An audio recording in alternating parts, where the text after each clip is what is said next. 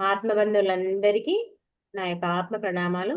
ఇంత గొప్ప జ్ఞాన మార్గాన్ని మనకు అందించిన మహాత్ములైన బ్రహ్మర్షి పితామహ పత్రిజీ దంపతులకు, నాకు జ్ఞానాన్ని అందించిన బ్రహ్మర్షి తటవర్తి వీర రాఘవగారి దంపతులకు ఆత్మ ప్రణామాలు తెలుపుకుంటూ ఈరోజు కార్యక్రమాన్ని మనం మొదలు పెట్టుకుందాం మాస్టర్స్.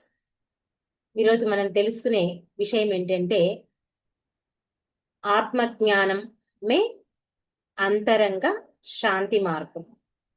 అంటే మనకి అంతరంగంలో శాంతి లభించాలి అంటే ఒకే ఒక మార్గం ఆత్మజ్ఞానం. ఈ ఆత్మజ్ఞానాన్ని అందుకుంటేనే మనం అంతరంగ శాంతిని పొందవచ్చు. దాని గురించి ఈరోజు కొంత తెలుసుకుందాం. ప్రపంచంలో ప్రతి ఒక్క మనిషి కోరుకునేది ఏంటి అంటే శాంతి. ఒక ధనవంతుడు కానీ, ఒక బీదవాడు కానీ, ఒక చిన్నవాడు కానీ, పెద్దవాడు కానీ, చదువుకున్నవాడు కానీ, చదువు లేనివాడు కానీ, ఎవరైనా సరే ప్రతి ఒక్కరూ కోరుకునే విషయం ఏంటి అంటే శాంతి. కానీ ఆశ్చర్యకరమైనటువంటి విషయం ఏంటి అంటే అందరూ శాంతిని బయట వెతుకుతున్నారు. కానీ ఆ శాంతిని చాలా మంది అనుభవించలేకపోతున్నారు. ఎందుకు అంటే ఈ ప్రపంచంలో మనం శాంతిని బయట ప్రపంచంలో వెతుకుతున్నాం. బయట ప్రపంచంలో వెతికినంత కాలం మనకు ఆ శాంతి లభించదు. కానీ నిజమైనటువంటి శాంతి బయట లేదు, మన అంతరంలోనే. ఆ అంతరంగ శాంతిని పొందటానికి ఉన్నటువంటి మార్గమే ఈ ఆత్మజ్ఞానం. మనసు శాంతిగా ఉంటేనే మనం చేసినటువంటి సాధనా ఫలితం మనకు లభిస్తుంది. ఈ ఆధ్యాత్మిక మార్గంలో ఉన్నటువంటి ప్రతి ఒక్క సాధకుడు తెలుసుకోవలసినటువంటి మొట్టమొదటి విషయం ఏంటంటే మనసు ఎంత ప్రశాంతంగా ఉంటే మన మనస్సు ప్రశాంతంగా ఉంటేనే మనం చేసేటటువంటి సాధన అంత గొప్పగా మనకు జరుగుతుంది. చూడండి, మన మనసు ప్రశాంతంగా లేదు, సాధనలో చేస్తున్నాం, సాధన కుదురుతుందా? ఎట్టి పరిస్థితిలో కుదరదు. ఎప్పుడు కళ్ళు తెరుద్దామా అనే విధంగానే ఉంటుంది. మరి ఈ మనసు ప్రశాంతంగా ఎందుకు ఉండదు అని ఒక ప్రశ్న మనం వేసుకుంటే, ఈ మనసు ఎప్పుడు సంకల్ప వికల్పాలతో నిండి ఉంటుంది. అంతే కదా? ఎప్పుడు మనకు ఏదైనా ఒక వస్తువు ఇది కావాలి, అది జరగాలి, ఇది ఇలా ఉండాలి, అది అలా ఉంటేనే బాగుంటుండే, నాకు ఇది ఉంటేనే బాగుంటుంది, ఇలా రకరకాలైనటువంటి ఎన్నో కోరికలతో పెంచుకుంటుంది ఈ మనసు. మరి కోరుతున్నావు, ఎన్నో కోరికలు కోరుతున్నావు, కోరినప్పుడు కోరిన ఆ కోరిక ఎప్పుడైతే నీకు తీరుతుందో అప్పుడు నీకు ఎంతో సంతోషం ఉంటుంది. మరి ఆ సంతోషం శాశ్వతంగా ఉంటుందా అంటే తాత్కాలికమే.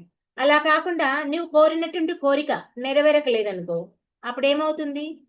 నీలో ఎంతో బాధ, నిరాశ, అశాంతి సహజమే కదా. ఇవి మన జీవితంలో మనం కూడా గమనిస్తుంది. అందుకే మొట్టమొదటగా మనం తెలుసుకోవాల్సింది ఏమిటి అంటే జీవితంలో అన్నీ మనకు వెంటనే రావు. మనం ఇప్పుడు ఒకటి కోరిక కోరుకున్నాం, అడిగిన వెంటనే తీరుతుందా? తీరదు. మనం అడిగిన వెంటనే ఏది కాదు. ఎందుకు అంటే దానికి మన అర్హత కావాలి, మన కర్మ తీరాలి, మనం చేసేటటువంటి ఆ సాధన ఉండాలి. ఈ మూడు అనుగుణంగా మనం మనకెప్పుడైతే ఉంటుందో అప్పుడే మనం ఒక్కొక్క మెట్టు ఎక్కగలుగుతాం. ఒక్కొక్క మెట్టు ఎక్కగలుగుతాం. ఎక్కిందే కాకుండా దాంట్లో ఫలితం సంపాదిస్తాం. మరి ఈ సత్యాన్ని మనం ఎప్పుడైతే అంగీకరిస్తామో మన మనసులో ప్రశాంతత అనేది మనకు పెరుగుతుంది. ఇంకొక విషయం, ప్రతి ఒక్కరూ శాంతి కావాలని కోరుకుంటున్నారు కదా. ఆ శాంతి నీకు కావాలి అనుకున్నప్పుడు ముందు ఆ శాంతిని నీవు ఇతరులకు ఇవ్వాలి. ఇతరులకు ఇవ్వకుండా నీకు శాంతి కావాలంటే ఎట్టి పరిస్థితిలో నీకు లభించదుగాక లభించదు. ఈ సృష్టిలో ఒక గొప్ప కర్మ సిద్ధాంతం పనిచేస్తుంది. ఏంటి? నువ్వు ప్రపంచానికి ఏది ఇస్తావో అదే నీకు తిరిగి వస్తుంది. మనం ఎన్నో క్లాసుల్లో ఈ విషయం గురించి చర్చించుకున్నాం కదా. నీవు ఇతరులకు ప్రేమ ఇస్తే తిరిగి నీవు ప్రేమను సంపాదించవచ్చు. నువ్వు ఇతరులకు గౌరవిస్తే ఆ గౌరవం నీకు లభిస్తుంది.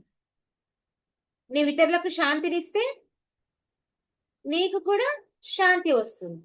నీవు ఇతరులకు అవమానం కలిగిస్తే నీవు అవమానించబడతావు. నీవు ఇతరులను విమర్శిస్తే నీవు విమర్శించబడతావు. ఇతరులకు కష్టాన్ని కలిగిస్తే నీవు కష్టపడతావు. అందుకే నువ్వేం చేయాలి?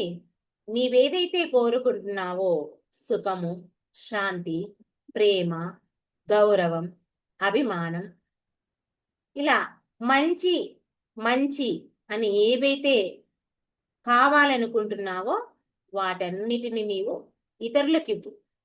అప్పుడే నీకు అవి లభిస్తాయి. అందుకే మహర్షి వేదవ్యాసుల వారు భారత దేశం యొక్క సారాంశాన్ని, ఈ భారత సారాంశాన్ని 2 మాటల్లో మనకు చెప్పడం జరిగింది. ఏంటి? పరోపకారం పుణ్యం, పరపీడనం పాపం. అంతే కదా. అంటే ఇతరులకు మేలు చేయడమేమో పుణ్యము, ఇతరులకు కీడు చేయడం పాపం, ఇతరులను బాధ పెట్టడం పాపం. మనకు బాధ కలిగించే పని ఇతరులకు చేయకపోవడమే నిజమైనటువంటి ధర్మం. చూడండి, మనకి ఎవరైనా ఒక మాట మాట్లాడితే బాధ కలిగింది అనుకోండి, అలాంటి మాటను మనం ఇతరులను అనకుండా ఉండాలి. అంతే కదా. మనకి ఏదైతే బాధ కలుగుతుందో దాన్ని మనం ఇతరులకు చేయకుండా ఉండాలి. ఎందుకంటే మాటల ద్వారా పాపం చేస్తున్నాం. చేసినందుకు మనం అనేక రకమైనటువంటి కర్మల్ని మూట కట్టుకుంటున్నాం.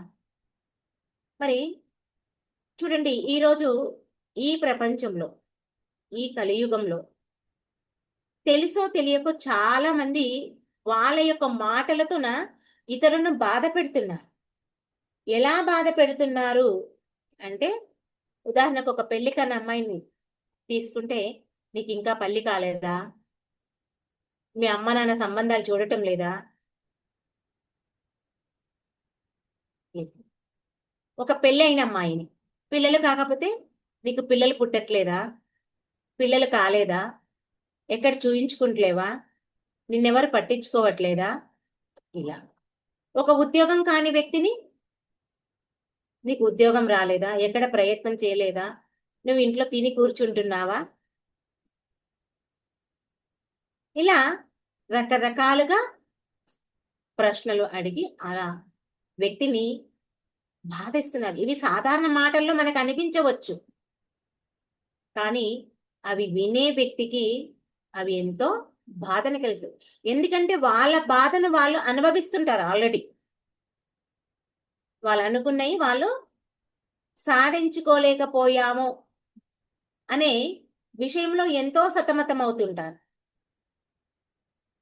మళ్ళీ మనం ఆ ప్రశ్నలు అడిగి వాళ్ళను బాధించడం మనకే పాపం. కాబట్టి ఈ ధ్యాన మార్గంలో నడిచే ఒక వ్యక్తి ప్రతి మాటను జాగ్రత్తగా మాట్లాడాలి.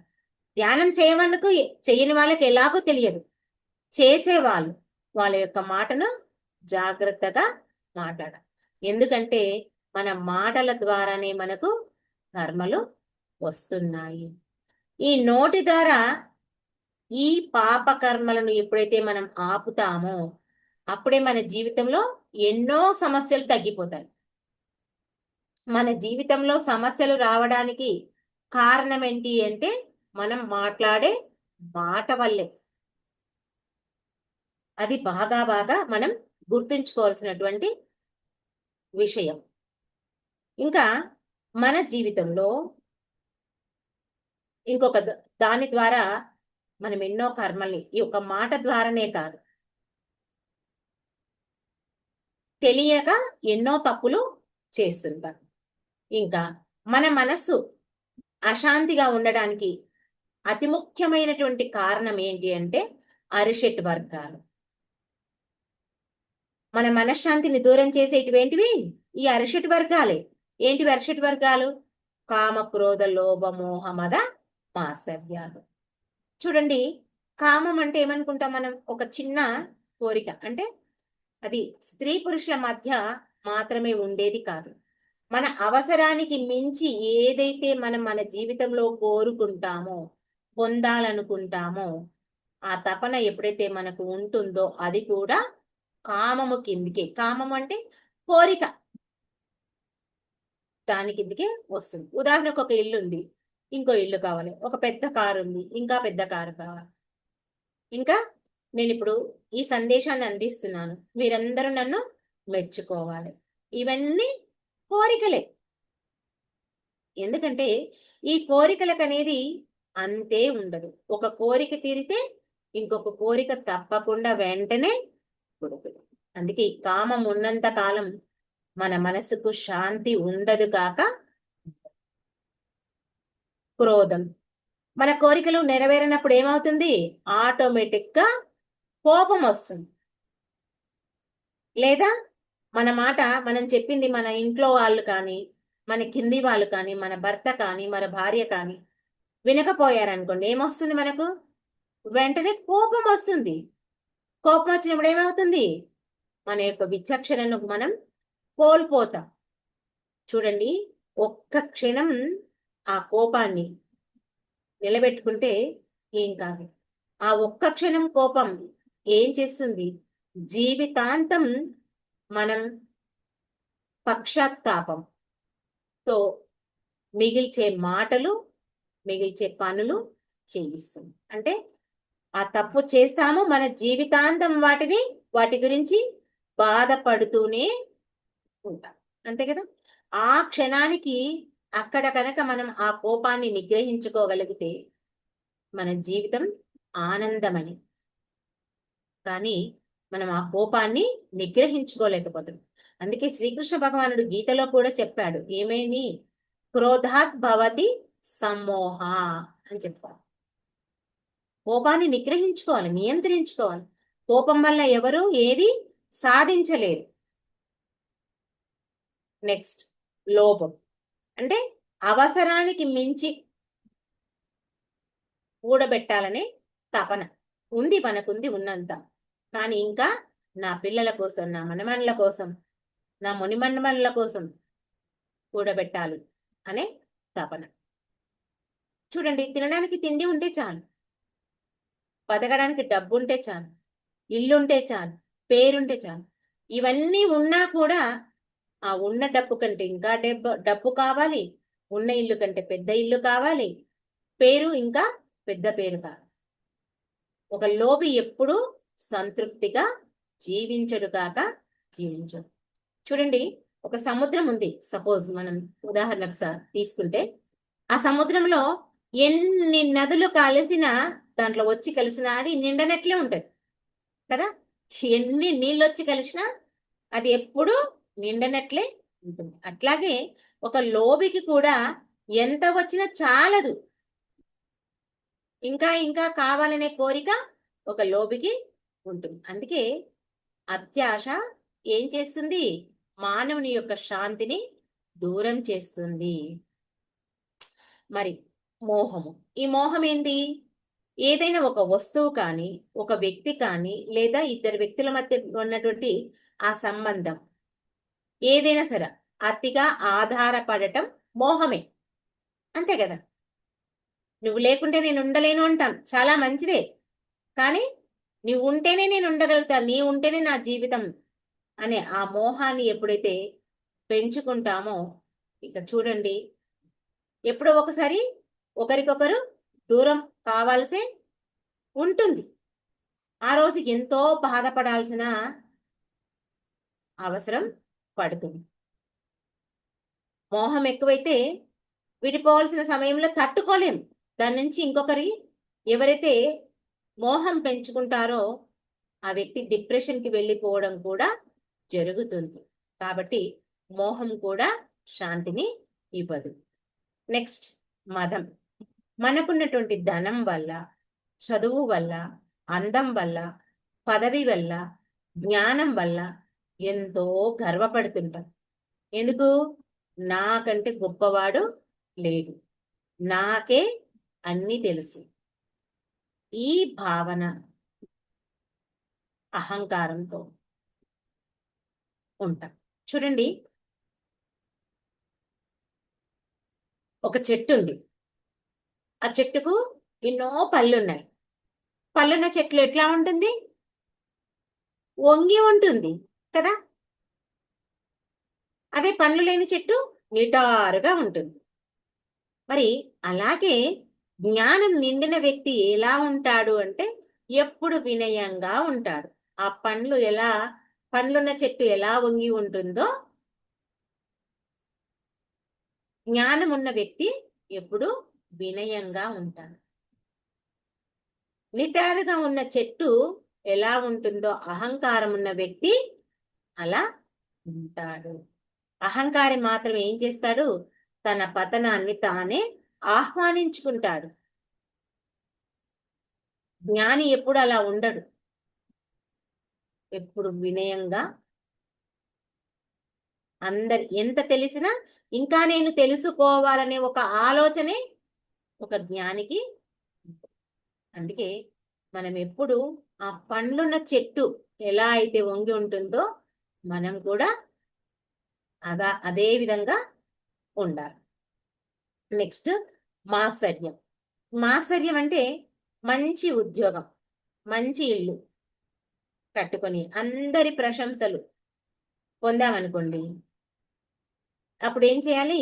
అది ఎవరైనా సరే దానికి ఆ వ్యక్తి విషయంలో మనం సంతోషపడాలి. సంతోషపడకుండా మనం బాధపడితే, ఈర్ష్య పడితే అప్పుడేమవుతుంది? మనకి నష్టం. ఎందుకంటే ఈర్ష్య ఉన్నవాడు తన ఆనందాన్ని తానే నాశనం చేసుకుంటాడు. ఎందుకంటే అతడు తన జీవితాన్ని కాకుండా తన జీవితాన్ని తను చూసి జీవిస్తే చాలు. కానీ ఈర్ష్య ఉన్న వ్యక్తి ఏం చేస్తాడు? ఇతరుల జీవితాన్ని చూస్తూ కాలం గలుపుతాడు. అలాంటి వాడికి ఎప్పుడు శాంతి ఉండదు ఇంకా. ఎందుకంటే మన జీవితం మనం జీవిస్తే చాలు. మన జీవితం మనం జీవించడానికే మనకి ఎన్నో ఇబ్బందులు వస్తున్నాయి, శాంతిని కోల్పోతున్నాం. అలాంటిది పక్కవాడి మీద పెట్టుకున్నామనుకో, ఇంకా మనకు అసలు శాంతే ఉండదు. అందుకే గురువులు ఒకే ఒక విషయాన్ని మనకు చెప్తారు. ఏంటి అంటే కామాన్ని నియంత్రించాలి. ఈ అర్షడ్ వర్గాల్లో కామాన్ని నియంత్రించాలి. క్రోధాన్ని ఏం చేయాలి? శాంతితో జయించాలి. లోభాన్ని ఏం చేయాలి? సంతృప్తితో జయించాలి. ఎప్పుడు సంతృప్తిగా ఉండాలి. మదాన్ని వినయంతో తగ్గించాలి. మాత్సర్యాన్ని ప్రేమతో నిర్మూలించాలి. ఈ అర్షటి వర్గాలు తగ్గిన కొద్దీ మన మనసు ఎంతో నిర్మలమవుతుంది. ఈ మనసు నిర్మలమైతే ఏమవుతుంది? చక్కగా మన ధ్యానం ఎంతో లోతుల్లో జరుగుతుంది. ఈ ధ్యానం ఎప్పుడైతే లోతుల్లో జరుగుతుందో అప్పుడు మనకి ఎంతో ఆత్మజ్ఞానం లభిస్తుంది. ఎప్పుడైతే మనకు ఆత్మజ్ఞానం కలుగుతుందో నిజమైనటువంటి ఆ అంతరంగ శాంతి మనకు లభిస్తుంది. ఇంతే, ఈజీ. మన అంతరంగ శాంతి మార్గాన్ని పొందాలంటే ఏం చేయాలి? ఈ అర్షట్ వర్గాలను జయించాలి. చూడండి, ఉదాహరణకు ఒక అద్దం ఉంది. అద్దంపై దుమ్ము పడింది అనుకోండి, మనం ఒక స్పష్టంగా కనిపిస్తుందా? కనిపించదు. అలాగే మన మనసుపై ఈ అర్షట్ వర్గాలనే దుమ్ము ఉండడం వల్ల మన ఆత్మస్వరూపం మనకు కనిపించదు. ఇంకా మనలో ఉన్నటువంటి 3 గుణాలు ఎలా ఉంటాయి? ఆ 3 గుణాలు ఫస్ట్ మొట్టమొదటగా తమో గుణం, తమో రజో సాత్విక గుణం. ఈ తమో గుణం ఏంటి అంటే బద్ధకము, అలసత్వము, అజ్ఞానం. తమో గుణం ఉన్నవాడు తెల్లవారుజామున లేవాలి, బ్రహ్మ ముహూర్తంలో లేచి ధ్యానం చేయాలి, చక్కగా ఉంటుంది, జ్ఞానం వస్తుంది, ఎంతో గొప్ప ఫలితాన్ని సంపాదించవచ్చు అనే విషయం ప్రతి ఒక్కరికి తెలుసు. ఈ తమో గుణం కారణంగా మనం ఏం చేస్తాము? ధ్యానం చేయలేకపోతాం, లేయలేకపోతాం. కాబట్టి తమో గుణం నుంచి మనం బయటపడాలి. రజోగుణం, ఈ ప్రపంచం నన్ను ఎప్పుడూ గుర్తించాలి, నన్ను పొగడాలి, నన్ను మెచ్చుకోవాలి, నాకు పేరు ప్రతిష్టలు రావాలి, నన్నే అందరు పొగడాలి. ఈ ఆరాటమే మన యొక్క రజోగుణం. ఆ రజోగుణం ఉండడం వల్ల ఇంకా పేరు పొందాలి, ప్రఖ్యాతులు పొందాలి అనుకున్నప్పుడు ఏం చేస్తారు? డబ్బు సంపాదించడానికి అప్పులు చేస్తారు. అప్పులలో అన్ని సరిగ్గా ఉంటాయా? ఆందోళన, పోటీ, మైండ్ డిప్రెషన్, రకరకాలుగా ఎంతో బాధల్ని అనుభవిస్తారు. దానివల్ల అక్కడ వాడు శాంతిని కోల్పోతాడు. మరి మిగిలింది ఒకటి సత్వగుణం. ఈ సత్వగుణంలో ఉన్నటువంటి వ్యక్తి ఎలా ఉంటాడంటే ఎప్పుడు సత్యంతో, ప్రేమతో, దయతో, కరుణతో ఉంటాడు. సత్వగుణంలో ఉన్నవాడు సత్యాన్ని తెలుసుకుంటాడు, ఇతరులకు మేలు చేయాలనుకుంటాడు. అతని మనసు ఎప్పుడూ కూడా ప్రశాంతంగా ఉంటుంది. అందుకే మనం ఏం చేయాలి? ఈ తమో గుణము, రజోగుణం, ఈ రెండింటిని తగ్గించుకొని సాత్విక గుణాన్ని మనం పెంచుకోవాలి. ఎప్పుడైతే ఈ సాత్విక గుణం పెంచుకుంటామో మనకు ఆత్మజ్ఞానం పెంచుకోవడానికి మనకు అవకాశం ఉంటుంది. ఈ ఆత్మజ్ఞానం వల్లనే మనం చేసేటటువంటి ఆ పాపకర్మలు మనకు తగ్గుతాయి. ఆత్మజ్ఞానం పొందకముందు మనకు చాలా విషయాలు తెలియవు. తెలుసా మనందరికీ? అసలు ఈ తమో గుణము, రజోగుణం ఉంటదని తెలియదు, సాత్విక గుణం ఉంటదని తెలియదు, అర్షట వర్గాలు ఉంటాయని తెలియదు కదా. ఎంతో అహంకారంతో నాకే ఇంత డబ్బుందని విర్రవీగిపోయేవారు. మాకంటే గొప్ప వాళ్ళు లేరు, ఈ ఊర్లో మేమే పేరు పొందిన వ్యక్తులం, మా పేరు, ఇంటి పేరు చెప్తేనే డిస్ట్రిక్ట్ మొత్తం గుర్తుపడుతుంది. ఇలా అహంకారంతో విర్రవీగిపోయేవాళ్ళు. అవునా కాదా? ఇప్పుడేం తెలుస్తుంది? అమ్మో, ఇవి చెప్పుకుంటే అహంకారం. మనం జ్ఞానం పెంచుకోవాలి, ఆ జ్ఞానమే మన వెంట వచ్చేది. ఈ పేరు ప్రఖ్యాతులు మన వెంట రావు. ఇంటి పేరు చెప్తావు చూడు, ఓహో ఆ జ్ఞానం అందించే వ్యక్త అనే ఆ జ్ఞానాన్ని సంపాదించాలి. అంత జ్ఞానాన్ని సంపాదిస్తే అప్పుడు నీకు నీ యొక్క జీవితం సార్థకం అయిన. ఇది మనం గుర్తించవచ్చు. ఇక్కడ మనం గురువుల యొక్క బోధ ద్వారా మనం ఏం తెలుసుకుంటున్నాము అని ఒకసారి ఆలోచిస్తే, ఈ భూమిపై ఉన్నటువంటి అన్ని జీవులలో ఒకే ఆత్మ ఉంది. మనిషిలో ఉన్నటువంటి ఆత్మే ఒక పక్షిలో ఉంది, ఒక జంతువులో ఉంది, ఈ సృష్టిలో ఉన్నటువంటి 84 లక్షల జీవరాశుల్లో. అందుకే ఏ జీవిని హింసించినా, ఎవరిని హింసించినా అది పాపమే. అందుకే మనకు పత్రికారు మొట్టమొదట నేర్పిన పాఠం ఏమిటి అంటే, ఏ జీవిని, ఎవరిని నీవు హింసించకు. ఎందుకంటే జీవహింస మనకు శాంతిని దూరం చేస్తుంది. అందుకే ఏం చెప్పాడు ఆయన? హింస చూడో, హంస పకడో అని చెప్పాడు కదా.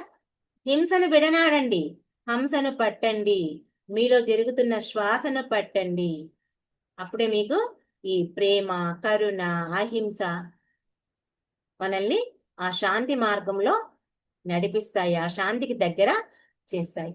కేవలం మనం చేసే ఈ ధ్యానం ద్వారా మాత్రమే మనకు ఈ ఆత్మశక్తి పెరుగుతుంది. ఆత్మశక్తి పెంచుకుంటే దానికంటే మించింది ఇంకేది లేదు. మనం చేసే ఈ ధ్యానం వలనే మనకు మనసు ప్రశాంతం అవుతాయి, ఆలోచనలు తగ్గుతాయి, అర్షటి వర్గాల ప్రభావం మనకు తగ్గుతుంది. అప్పుడు అంతరంగ నిశ్శబ్దం ప్రారంభమవుతుంది. ఆ నిశ్శబ్దంలోనే మనకు మన యొక్క ఆత్మస్వరూపం అనుభవం అవుతుంది. ఇది చెప్పినంత ఈజీ కాదండి. మనం ఎంతో సాధన చెయ్యాల్సి ఉంటుంది. అందుకే ధ్యానం శాంతికి మార్గం మాత్రమే కాదు, ఆత్మ జ్ఞానానికి కూడా ఒక ద్వారం. మన ఇంటికి, మన ఇంట్లోకి మనం రావాలంటే ఒక ద్వారం ఎలా మనకు ఉంటుందో, మన ఆత్మ జ్ఞానానికి సంపాదించాలని, మనం ఆత్మజ్ఞానం సంపాదించాలంటే ఏం చేయాలి? ధ్యానం చెయ్యాలి. అప్పుడే మనం ఈ జ్ఞానాన్ని, ఆ ఆత్మను తెలుసుకోగలుగుతాం. మరి అంతరంగ శాంతి ఉన్నవారే విశ్వశాంతిని కోరుకుంటారు. మరి అందరూ కోరుకుంటారా? ఎవరికైతే ఆ అంతరంలో శాంతి ఉంటుందో వాళ్ళే విశ్వశాంతి కోసం పాటుపడతారు. దానికి ఉదాహరణగా మనం గౌతమ బుద్ధుడిని చెప్పుకోవచ్చు, ఆది శంకరాచార్యని చెప్పుకోవచ్చు, మన పత్రిజీని చెప్పుకోవచ్చు. వీళ్ళంతా గొప్ప గొప్ప నాయకులు. ఈ ప్రపంచ శాంతి గురించి వాళ్ళు పోరాడారు. ఎందుకంటే వాళ్ళ యొక్క అంతరంగంలో సంపూర్ణ శాంతి ఉంది. లోపల శాంతి లేని వ్యక్తి ప్రపంచానికి శాంతి ఎప్పుడూ ఇవ్వలేడు, తను ఉండలేడు, ఇతరులకు ఇవ్వలేడు. మనకు ఉన్నదే మనం ఇతరులకు ఇవ్వగలుగుతాం. ఏంటది? మన దగ్గర ప్రేమ ఉంటే ప్రేమ ఇస్తాం, శాంతి ఉంటే శాంతి ఇస్తాం. అందుకే ఏం చేయమంటున్నారు గురువులు మననంటే, ధ్యానం ద్వారా, ఆత్మ జ్ఞానం ద్వారా శాంతిని పొందండి. మీరు పొందిన ఆ శాంతిని ఇతరులకు పంచండి అని చెప్తున్నారు. అందుకే కదా మన ఇప్పుడు అందరికీ డౌట్ వస్తుంది, మనం చేసుకుంటే అయిపోతుంది కదా ఈ ధ్యానం, ఇతరులకు ఎందుకు చెప్పాలి, అసలు ఈ ధ్యాన ప్రచారం ఎందుకు చేయాలి అని. అంటే ఈ ధ్యానం ఎవరైతే నేర్చుకుంటారో ఒక ఇంట్లో, ఆ వ్యక్తి యొక్క జీవితము మారిపోతుంది. ఆ వ్యక్తి జీవితం ఒకటే కాదండి మారిపోయేది, ఆ కుటుంబమే మారుతుంది. కుటుంబం ఒకటే కాదు, సమాజం మొత్తం మారుతుంది. మరి మన పత్రిజీ ఒక్కడు నేర్చుకున్నాడు, ఎన్నో కోట్ల మందికి ప్రపంచ వ్యాప్తంగా ఈ యొక్క జ్ఞానాన్ని అందించాడు. అందుకే గురువులు మనల్ని జ్ఞాన ప్రచారం చేయమని చెప్తుంటారు. ఎందుకంటే ఒక మంచి మాట ఎవరి జీవితాన్ని మారుస్తుందో మనకు తెలియదు. కాబట్టి మనకు తెలిసిన ఈ ధ్యానాన్ని, జ్ఞానాన్ని అందరికీ పంచాలి. ఒక వ్యక్తి ధ్యానంలోకి వస్తే అతడు ఇంకొకరికి ఆ వెలుగును పంచుతాడు. అలా శాంతిని విస్తరిస్తుంది. అందుకే మనం ఈరోజు గుర్తుంచుకోవాల్సినటువంటి ఒక ముఖ్యమైనటువంటి విషయం ఏంటి అంటే, మనం మన యొక్క సత్వ గుణాన్ని, సాత్విక గుణాన్ని పెంచుకోవాలి. ఈ ఆత్మ జ్ఞానం పొంది మన యొక్క పాపకర్మల్ని తొలగించుకోవాలి, ఆపేయాలి. మనం చేసే పాపకర్మల్ని కూడా ఆపేసేయాలి. మరి ధ్యానం ద్వారా ఈ అంతరంగ శాంతిని పొందాలి. విశ్వశాంతి కోసం మనం పాటుపడాలి, పని చెయ్యాలి. మన ఇంట్లో మనం ఎలా అయితే రోజువారీ కార్యక్రమాలు చేసి మన యొక్క జీవితాన్ని ఎలా జీవిస్తున్నామో, ఈ ఆధ్యాత్మిక మార్గంలో ప్రయాణించి ఈ జ్ఞానాన్ని అందరికీ పంచాలి. విశ్వశాంతి కోసం మనం పాటుపడాలి. మన ఆనందం కావాలి, మనకు కావాలి ఆనందం. నీకు ఆనందం కావాలంటే నీకున్న ఆనందంలో ఇతరులకు పంచు, ఆటోమేటిక్గా నీవు ఆనందాన్ని పొందుతావు. మనకు ముక్తి కావాలంటే అన్ని జీవులను నీవు ఆత్మస్వరూపులుగా భావించు, అదే నీకు ముక్తి, ఇంకా వేరే ఏమీ కాదు. అందుకే ఒక విషయం మనం గుర్తుంచుకోవాల్సినటువంటి విషయం ఏంటి అంటే, ప్రతిరోజు మనకు మనం చెప్పుకోవాలి ఏంటి, నా వల్ల ఈరోజు ఏ జీవికి ఎలాంటి బాధ కలగకూడదు. అది జీవ, మనిష, పక్ష, ఏదైనా సరే ఎవరికి ఎలాంటి బాధ కలగకూడదు. నా ఆలోచన ద్వారా కానీ, నా మాట ద్వారా కానీ, నా పని ద్వారా కానీ, నా చేత ద్వారా కానీ ప్రతి ఒక్కరికి శాంతి కలగాలి, నా సాధ్యమైనంత వరకు. అంతే.